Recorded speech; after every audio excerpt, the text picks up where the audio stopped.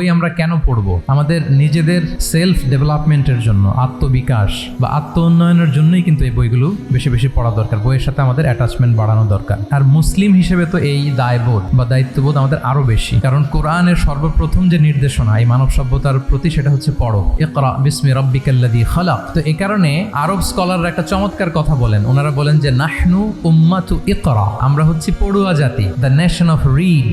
কারণ আমাদের প্রতি আল্লাহ তাআলার প্রথম নির্দেশনা ছিল read in the name of your Lord, পড়ো তোমার প্রভুর নামে। আমরা এমন উম্মাত, আমাদের সাথে পড়াশোনা গবেষণা এটা ওতপ্রোতভাবে জড়িত। এবং আপনারা জেনে থাকবেন যে সর্বপ্রথম আল্লাহ তাআলা যেটা সৃষ্টি করেছেন সেটা হচ্ছে আল কালাম। তিনি কলম সৃষ্টি করেছেন, আল্লামা বিল কালাম, তিনি কলম দিয়েই আমাদেরকে শিখিয়েছেন। তো এই যে লেখা তারপর পড়া, এটা মুসলমানদের সাথে আদিকাল থেকে জড়িত। এবং পৃথিবীর অন্যান্য প্রাণীগুলোর দিকে যদি আমরা তাকাই তাহলে দেখব যে সমস্ত প্রাণীকুলের কেবলমাত্র জৈবিক সঞ্চারণ আছে, কিন্তু একমাত্র আমরা মানুষ যাদের এই জৈবিক সঞ্চারণের পাশাপাশি সাংস্কৃতিক সঞ্চারণ আছে। ফলে আমরা সভ্যতা বিনির্মাণ করি এবং এক সভ্যতার সাথে আরেক সভ্যতার সংযোগায়ন ঘটাই। আপনারা জেনে থাকবেন যে পৃথিবীর সবচাইতে প্রাচীনতম বর্ণমালার শিলালিপির নাম হচ্ছে হায়ারোগ্লিফিক্স। প্রাচীন মিশরীয়দের হাতে পৃথিবীর সবচাইতে প্রাচীনতম এই বর্ণমালার লিপি পাওয়া গিয়েছে। তো সেখানে তারা সেই প্রাচীন কালের পাহাড়ের ভেতরে, মরুভূমিতে, মাটির নিচে পড়ে থাকা ওদের যে হায়ারোগ্লিফিক্স, অক্ষরগুলোর যে শিলালিপি, এগুলো তারা ওখানে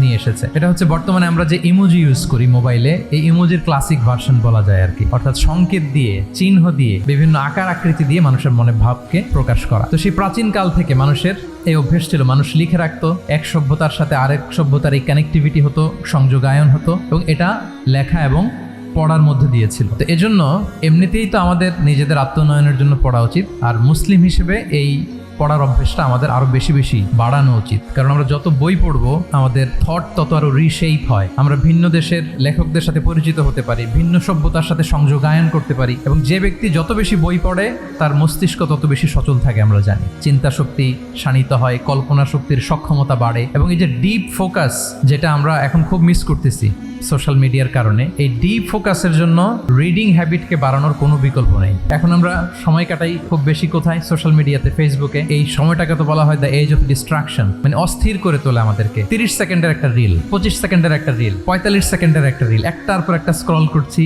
র্যান্ডম পৃথিবীর বিভিন্ন ইনফরমেশন আমার মাথায় গ্যাদার করতেছে, ধীরে ধীরে আমাকে অস্থির করে তুলতেছে। সো আমাদের যে ডিপ ফোকাস, আমাদের মনোযোগায়ন, এটাও কিন্তু আমরা হারাচ্ছি। সো আমরা যদি আমাদের মস্তিষ্ককে কর্মক্ষম রাখতে চাই, আমাদের কল্পনা জগৎকে শানিত করতে চাই, আমরা যদি আমাদের ডিপ ফোকাস বাড়াতে চাই, তাহলে বই পড়ার কোনো বিকল্প নেই। সো আমরা যেন, সম্মানিত সুধীমণ্ডলী, বইয়ের সাথে আমাদের অ্যাটাচমেন্টকে যেন আমরা বাড়াই।